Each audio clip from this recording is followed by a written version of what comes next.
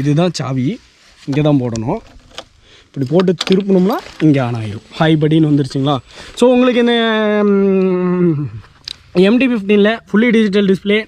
இது வந்துட்டு நெகட்டிவ் டிஸ்பிளேன்னு தானே சொல்லுவாங்க. ஆமாம், நெகட்டிவ் டிஸ்பிளே இது வந்துட்டு.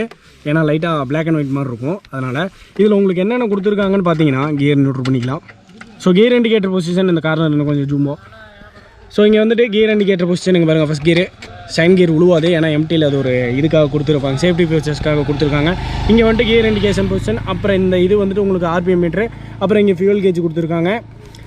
ட்ரிப்பு வந்துட்டு இங்கே வந்துட்டு ட்ரிப் 2 இருக்குது. ப்ரோ வந்துட்டு ட்ரிப் வந்ததுனால ட்ரிப் போட்டிருக்காப்புல. இங்கே வந்துட்டு உங்களுக்கு மோட்ஸுக்கான பட்டன்ஸ் இருக்குது. ஸோ இது வந்து டைம், ஆவரேஜ் கிலோமீட்டர், ஃபியூவல், இதுவும் அதே தான். 32 தான் 3 காட்டுது, என்ன கணக்குன்னு ஒன்றும் புரியல. இது வந்து ஓடோமீட்டர். ஸோ நம்ம இது ட்ரிப் 1 ப்ரோ வச்சுருந்தாரு, இது வந்துட்டு ட்ரிப் 2, அவ்வளோதான். அப்புறம்